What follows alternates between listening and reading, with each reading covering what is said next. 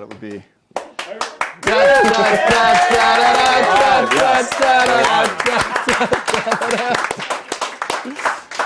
Hey, it's the Royal Hangover. I'm Mark Schwann. Welcome. That was episode 2 of the Royals. And I got James Lafferty with me today.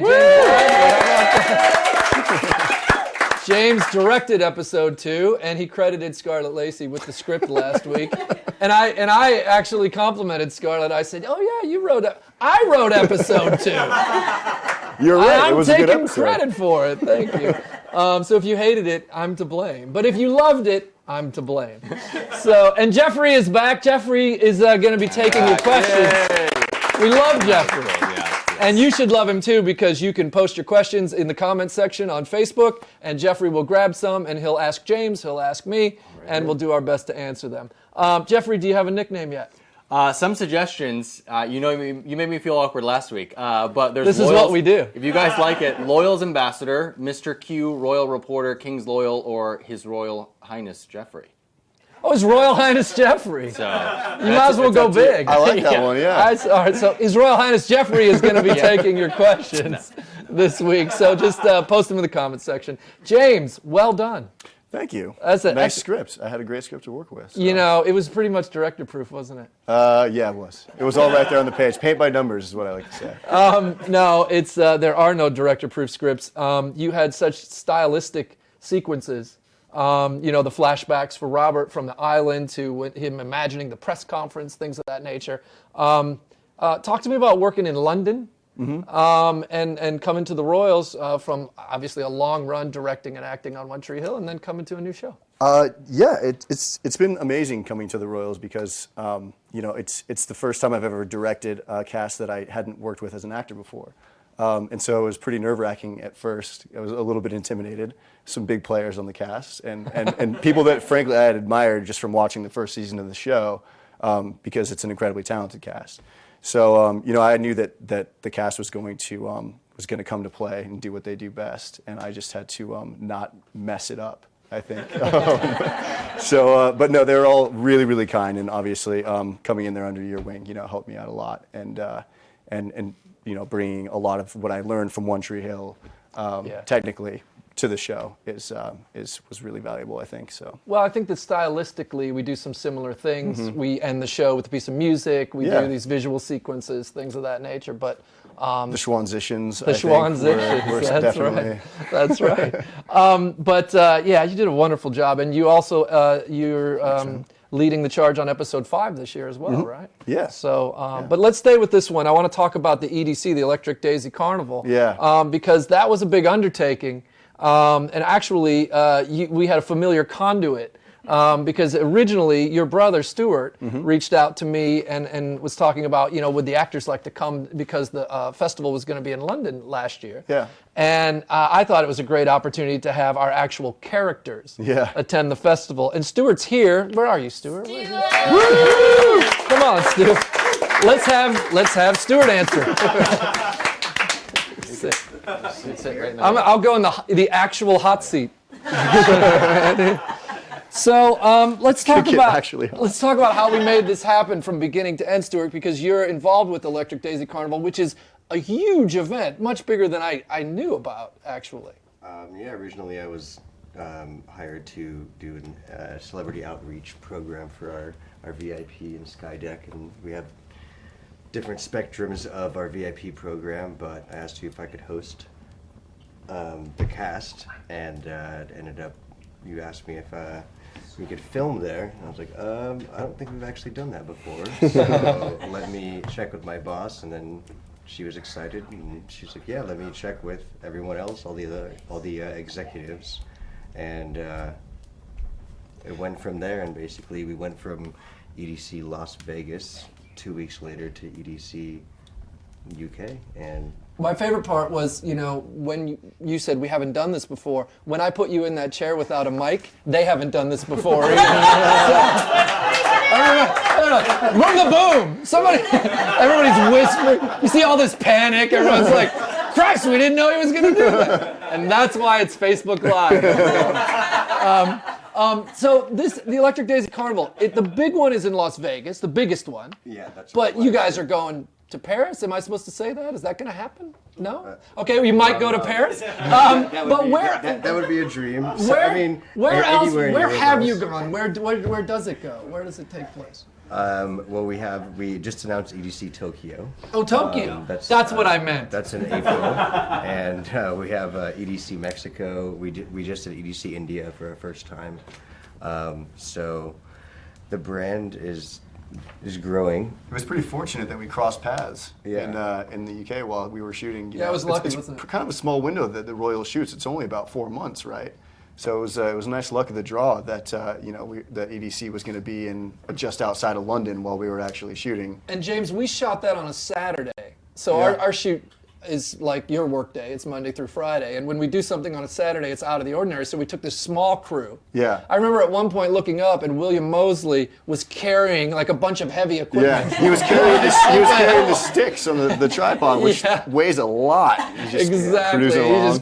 He'd set all the equipment down and then we'd roll and he'd you know, do his thing and dance poorly and then we'd go back to doing what we were doing. But that was a really cool day. Yeah, it was a great day, and we were. I think I remember the list of people that we were allowed to have in the festival because we had to be really mobile and be able to move on the fly. So it just kept shrinking down and down and down. We whittled it down to like 8 people. Yeah, it was like 8 people.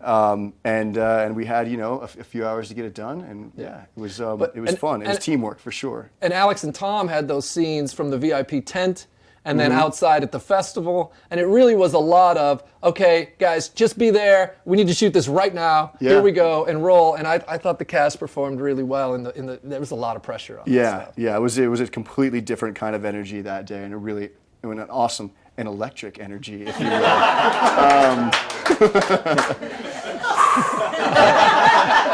No, it was great. It really was awesome. It was one of the better days I've ever had on set, I think. Yeah, it was good stuff. And Stu, it's such a big event and such an impressive event. We appreciate the access to it. We were happy to shine a light on it. I hope you guys are happy with how it turned out. Yeah, absolutely. I mean, seeing as how it's never been done before, that was pretty amazing that it actually worked because it's hard enough to go through 50,000 people by yourself. Let alone an there's entire a shot. production There's a crew. shot in the show where Alex, who's playing Princess Eleanor, knocks a drink out of a guy's hand and then high fives him, and that was an actual fan at the festival. It actually wasn't an extra. It wasn't scripted. And I'm pretty sure we didn't buy him a new beer. No, exactly. He got a high five from Alex Spark. That's what he got. Well, Stu, I hope you guys are pleased. We were thrilled with the access that we had and how everybody handled it, and I think it turned out really great. So. Thanks, Thanks, Stu. buddy. Oh, thank and you. now I need to take my chair back because my back's on fire. All right, do we have some questions, Jeffrey? What's Yes. going on online? First question from Lisa. They want to know about your shirt. What's the shirt inspiration? Yeah, I'm thinking that this is a Who Wore It Better. This is the shirt that Princess Eleanor woke up in bed when she met Sarah Alice. And this was actually, this was made by Heather Gable. She's an artist in Chicago. And I really liked it. So I wanted to put it on the show, and now I took it home with me. And I think Alex wore it better. But that's the story behind the shirt. Susan and JC both want to know, James, any chance you might get in front of the camera for the Royals?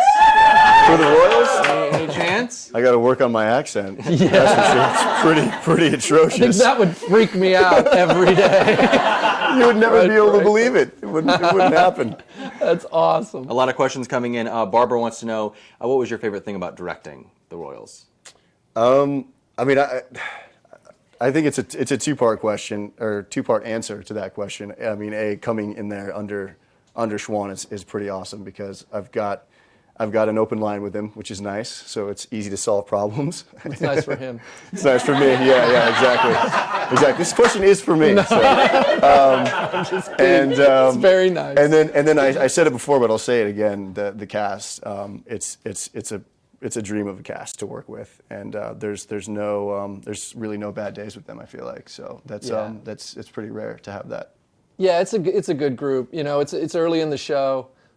predominantly British cast, although Alex is Australian. I don't know if that's a secret or not.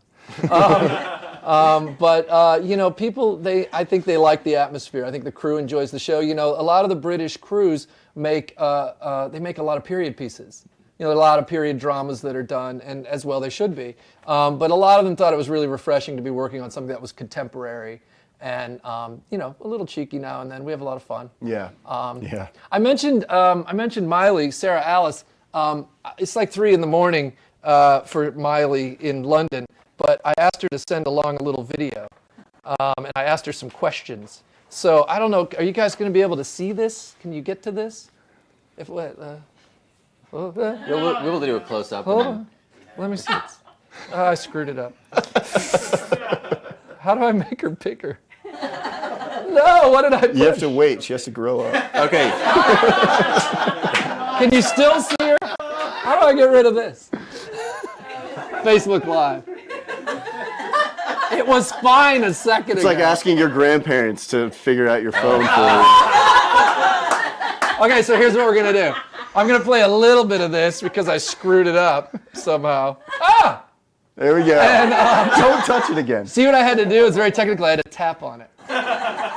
And then I think we'll post this little interview with Miley. We'll post it on the Facebook page, and you guys can go check it out. But here's a little bit of what she had to say. Let's see. So, number 1 was, who was your favourite person to work with on set? But I don't actually have a favourite. I can't just pick one. So it would be all of them. But there is some favourites. So there's Tom, Alex, and Rocky. Tom because he's funny, Alex because she's pretty, and Rocky because he's kind. Oh, And number 2, Alex got what was pretty. it like being in the palace? So there were some secret doors, and I went in one of them. There was 2, but don't tell anybody. Oh, it's supposed to be a secret. Well, it's not a secret anymore, Miley. She seems like brilliant. She's like so on top of it. Oh, yeah. trust me, she's on top of it. So we asked her a few more questions, and just check it out on Facebook because Miley Locke she's wonderful, and we all love her, and she did a fantastic job. So you got to check out that interview. All right, what else we got online? Yeah, Gabby wants to know the show from the show drama. Does Catherine and Liam have a history before Robert and Catherine? That's a great question, and we're going to find out more as we go. As a matter of fact, next week's episode, which is written by Mike Harrow and Dave Strauss, fans of One Tree Hill will remember Mike and Dave. Mike and Dave, how about that? We delve a little bit more into the Catherine and Liam history, and it's a really great episode. So that's a great question. Next week. This is a question for myself. Does the tattoo signify anything? Is that just a way to connect the two? The tattoo is really connective tissue. Okay. I think a nice visual connective tissue for us. So that's not going to play further, but we are going to learn a little bit more. So there's more going on. Very cool. Sherry wants to know: are we going to see any more Queen and Eleanor, heart to heart bonding the next season? One of the things that I like about the trajectory of the Queen is that I think that, the Queen has been asking questions about, was it all worth it? The choices that she made in terms of putting the monarchy before her family. And I think that increasingly she's losing allies and she's losing people that were close to her along the way. And I think she's pulling her kids closer and being more honest with them. And I think that's a nice color that we hadn't seen from the Queen. And we'll see more of it as we go. You know what? Last week we called my mom. She's not in the comments today. No. She was fine. No, well, let's. I think we should call her and see if she watched the episode. She may not have. And I know she's going to want to ask. She'll probably want to ask James a couple of questions too. So All right. let's just see here. I hope she was the last number I called, or we'll be talking to a stranger. Pizza delivery? Hello. Hello, Mom. It's your son, Mark. Hi, Marky. How are you? I'm fine, Mom. How are you? I'm good. I love the program again. All right, good. We're 2 for 2 because you don't always love every one of them, but I think we're doing pretty good this season, yeah? That's remind me now. Who's the blonde again? Fair question, Mom. You mean I don't remember her from last year. Is that the one he met in the bar? well, the one that he met in the bar in episode 1, that's Catherine, and you hadn't met her before this season, so there's supposed to be some history and some background that you're not aware of, and you're going to find out more about her next week. Okay. So the good news is you didn't miss anything, but you do understand that she was once Prince Robert's girlfriend. Absolutely. I love that. Good. Yeah, it's gonna be juicy if he comes home. Well, you know he's going to come home. You're probably right, Mom. Hey, probably right. Mom, James is here. James Lafferty's here. He directed this episode. Hi, Mom. Oh, pretty good, James. How are you? I'm fine. How are you? Good. It's been too long. Too long. Yeah, absolutely. So how is this different from when you were on One Tree Hill? Because now you are behind the camera. Yeah. It's different because everybody talks funny. Hey. They do talk funny, and you know what? It's hard to understand them sometimes. Well, we do have some etiquette challenged actors once in a while. I mean, articulating actors. It's a challenge once in a while. We had that on One Tree Hill too. Myself probably being one of them. So.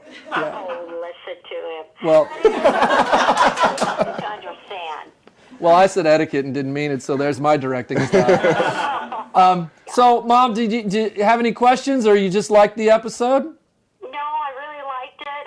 I want to just comment on Cyrus's outfit. Yeah. Oh, my goodness. Yeah, the purple suit that he wore on the talk show? Yes. Did it remind you of Jim Carrey in The Mask? Kind of. I don't know where you find these clothes, but they're really something. But it's a fun thing to see. You look forward to seeing what Cyrus is going to wear next, don't you think? Well, you look forward to see what Cyrus is going to do, too. Yeah. Yeah. Well, they got his DNA now, didn't they? Yes. Yeah. And He's cutting up, Mark. oh, the phone is cutting out.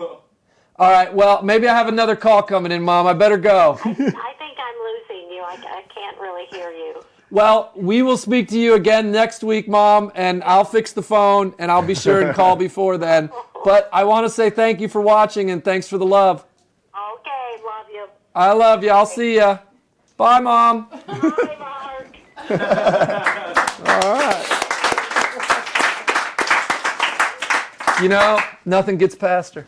Yeah. Although apparently Catherine. Speaking of Catherine, I gotta say, this idea, it was something that came up in the writer's room about the relationship, having this Robert-Catherine relationship precede Liam and Catherine. Mm-hmm. As my mom pointed out, probably right before he comes back, if he's fortunate enough to come back. We went around and around in the writer's room about the etiquette of all of that. My position was, he thinks his brother's dead. So it's kind of fair game. And others in the writer's room thought, dude, if it was once your brother's girlfriend, she's off limits. She can't go there. What do you think? That's kind of why this conflict works, right? Because you can see both sides of the issue. I feel like you can see Liam's side, and you can see the chemistry that they have. Yeah. And then you can see from Robert's perspective him potentially being upset. But I guess we'll see where it goes. You never know. I would just say, Stuart, don't die.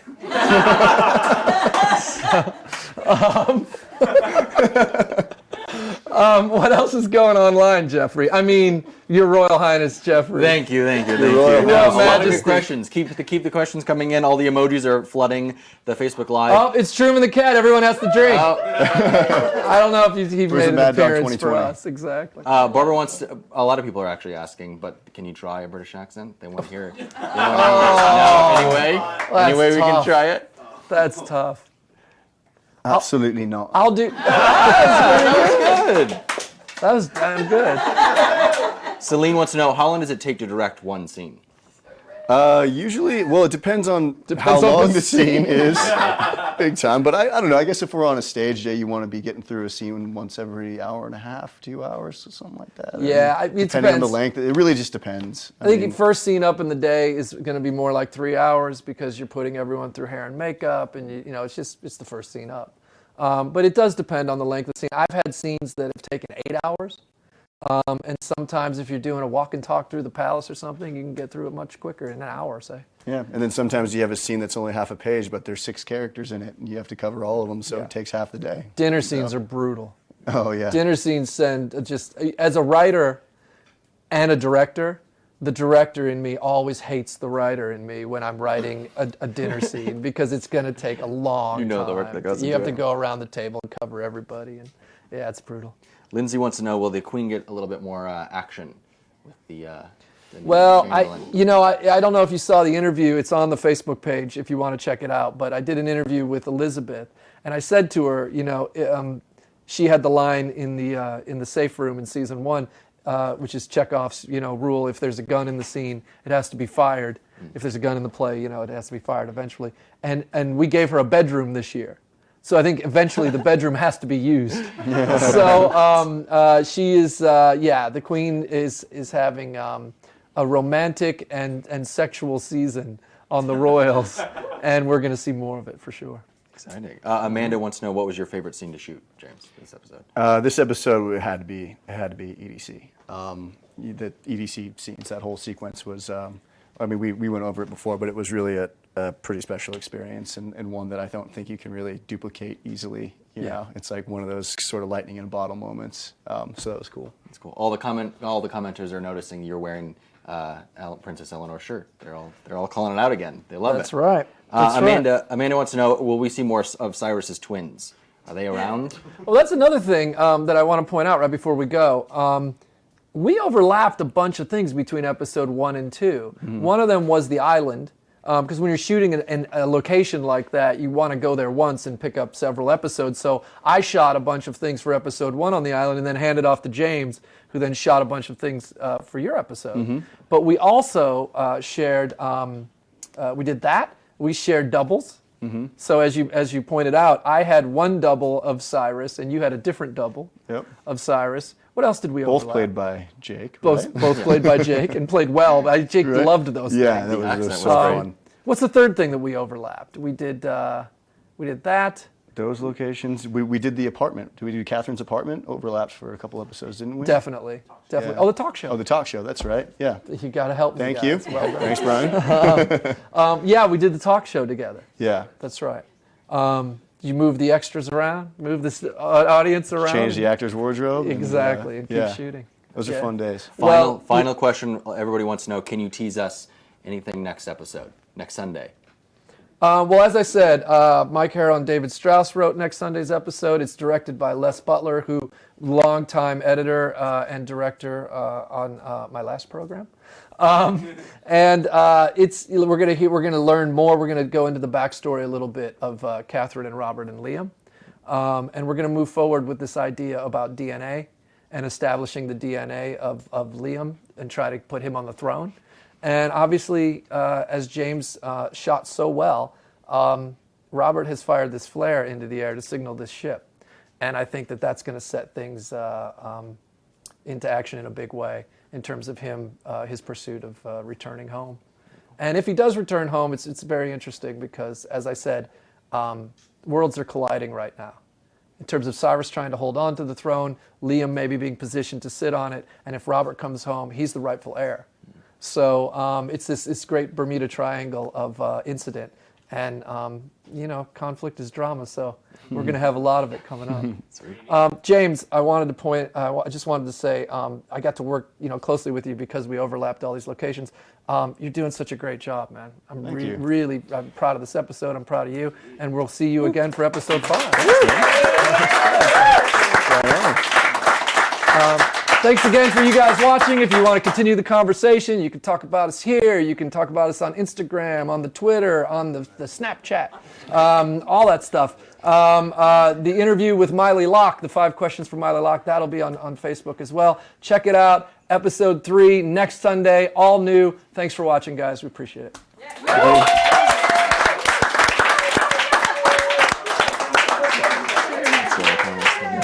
Right on. Yeah, good stuff. You're a natural, dude. Wow. Make that look easy. You need that. The red button. Truman's like, what the hell?